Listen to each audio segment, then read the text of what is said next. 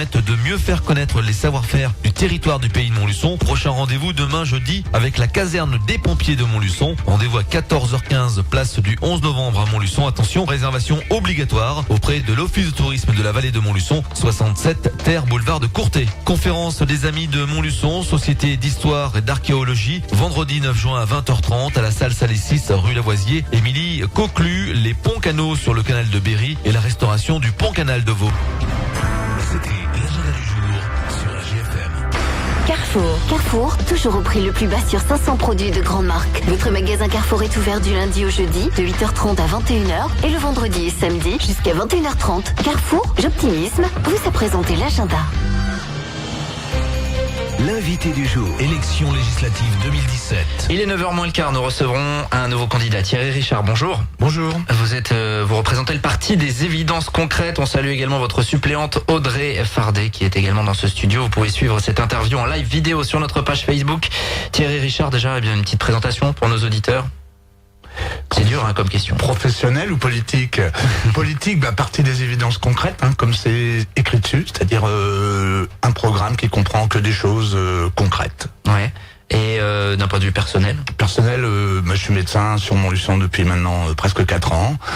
Et je me plais bien ici, donc j'ai envie de contribuer à enrichir les débats d'idées. Alors justement, les raisons de cet engagement pour ces élections législatives?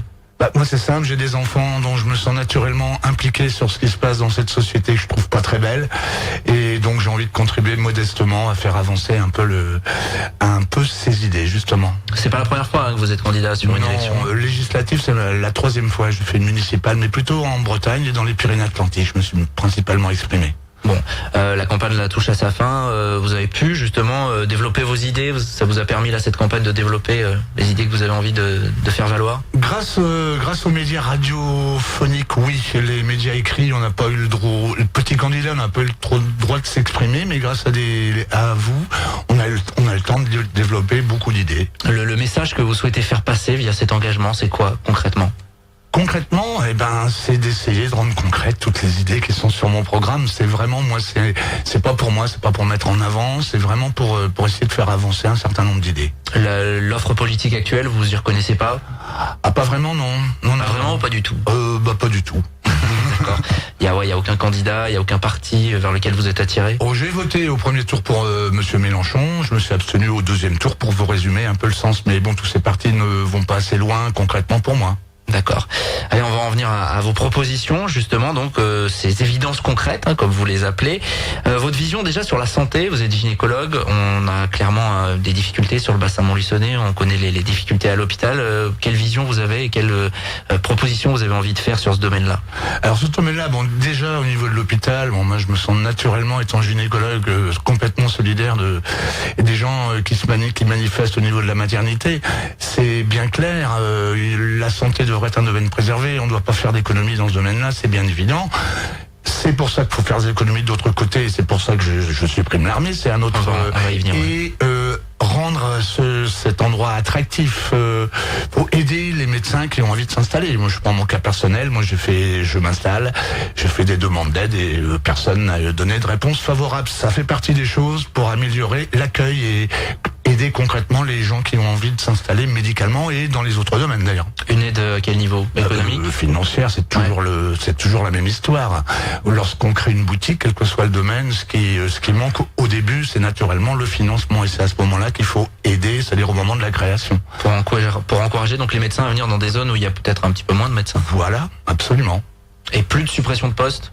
Non, naturellement. Alors ça, pour moi, c'est une évidence concrète. Et il va falloir évidemment trouver des financements, et justement on y vient, notamment vous proposez, alors là ça tranche et je pense que ça fera réagir nos auditeurs notamment qui nous suivent via les réseaux sociaux, la suppression de l'armée. Dans le contexte actuel, on peut se poser la question forcément. Alors effectivement, il faut expliquer, mais c'est comme l'ensemble de mes idées, c'est que quand je parle d'armée, moi je suis contre toutes les expéditions extérieures. Envoyer des missiles sur les civils dans certains endroits d'Afrique, je pense que c'est pas une solution. Notre force au Mali, je pense que cet argent serait mieux utilisé en leur donnant des moyens, en construisant des écoles, en améliorant leur système de santé, etc. Ça, tout ce qui est opération extérieure, déjà, je supprime. Ensuite, on va pas se faire envahir par l'Allemagne ou la Russie. Donc tout ce qui est défense extérieure, le nucléaire, etc., à mon avis, à mon sens, ça n'a plus aucune utilité et ça, si on supprime ça, ça fait faire des économies. Par contre, tout ce qui est service de renseignement, antiterrorisme, gendarmerie, force de police, ça, on n'y touche pas naturellement. Là, c'est la défense vraiment qui est importante pour moi, c'est-à-dire contre le terrorisme. Donc la défense extérieure, tout ça on supprime. Ouais. Vous chiffrez à peu près les économies que ça peut permettre de réaliser? Alors, en sachant qu'on respecte le personnel, c'est-à-dire le personnel n'est pas licencié, on les réoriente vers des missions associatives, environnementales, sociales. Juste en supprimant le matériel, donc c'est une économie de 12 milliards d'euros par an, ce qui est fort et largement considérable. Et avec ça, donc vous financez notamment la question de la santé, on en a parlé. Absolument. Plus, je revalorise le SMIC de façon considérable. C'est-à-dire, c'est plus 500 euros par d'augmentation de SMIC si c'est vraiment le SMIC, et ensuite c'est dégressif jusqu'à 2 fois le SMIC où là il y a une augmentation de 150 euros. Il faut redonner du pouvoir d'achat. Les gens qui travaillent ne gagnent pas assez d'argent, c'est certain. Vous proposez également d'offrir entre guillemets des sortes de subventions pour la création de CDI. Expliquez-nous ça. Absolument. Alors, lors d'une création de CDI, moi je propose que l'État subventionne à hauteur de 15 000 euros. Mais encore une fois, dès la création. Quelqu'un qui a une idée, qui n'a pas la chance d'être riche déjà, s'il va voir son banquier avec son idée, le banquier va lui dire non. S'il arrive avec une subvention de 15 000 euros, ça lui permet de lancer déjà, et ça c'est pour un CDI, s'il en crée 3, c'est multiplié par 3, et ça l'aide au moment de la création, ça créerait des emplois au lieu de payer des chômeurs, parce que 15 000 euros, c'est ce que coûte un chômeur par an. Donc même si l'entreprise se trompe une fois sur 2, ça fait quand même 50% d'économie, ce qui représente beaucoup d'argent là aussi. En matière d'économie, vous avez d'autres propositions également? Ça, c'est la proposition phare. En termes d'économie, après j'ai des solutions sociétales. Légalisation du cannabis, c'est de l'économie aussi, parce que c'est créer des emplois officiels au lieu d'avoir des dealers, etc. Ça représente plusieurs milliards d'euros. Si c'est évalué, vous savez que le Canada légalise à partir du 1er juillet, un grand pays comme le Canada, avec le savoir-faire qui va aller avec, etc. Donc je pense que ça fait partie des choses qui peuvent augmenter les recettes fiscales de l'État. Vous pensez aujourd'hui que la lutte contre le cannabis, justement, elle n'a plus d'effet et que, tant qu'à faire, il faut le légaliser pour encadrer un petit peu tout ça? Ah, complètement. Non, mais au niveau mondial, on y arrive. Nous, on est très conservateurs dans ce domaine-là. Il y a 10% des incarcérations sont liées à la consommation de cannabis. Faut quand même le savoir. Dans nos prisons surpeuplées, il faut faire quelque chose, quoi. Vous proposez également, là, sur ces thèmes sociétals, la réouverture des maisons de tolérance. Oui, absolument. C'est une histoire de liberté et de santé publique pour moi. Il faut donner à ces travailleuses du sexe de bons moyens de sécurité, d'hygiène et de contrôle, et de les mettre à l'abri des proxénètes qui les font travailler dans des conditions indignes. Alors c'est une campagne où on parle aussi beaucoup de moralisation de la vie politique. Il y a une proposition de loi, chaque candidat fait ses propositions. Vous, en la matière, qu'est-ce que vous prônez? Moi, tant qu'on n'est pas délinquant, je pense qu'on peut se présenter, jusqu'à preuve du contraire, quoi. Quand on est en prison, on se présente pas, enfin des choses comme ça. Mais autrement, je vois pas ce qu'on pourrait rajouter de plus que pour tout citoyen lambda quand il postule à un emploi de fonctionnaire ou des choses comme ça. Pour moi, c'est pas besoin de remettre une couche supplémentaire parce qu'il y a un contexte un peu délétère sur le sujet. En matière d'éducation? Alors, éducation, limiter le nombre d'élèves par classe, ça c'est bien évident, ça fait des années qu'on en parle, mais pas plus de 25 élèves par classe, que ça soit zone prioritaire ou pas zone prioritaire, ça c'est une chose qui devrait être mise concrètement déjà. Revalorisation des bourses, bien évidemment, augmenter le nombre de logements étudiants, parce qu'on en manque cruellement.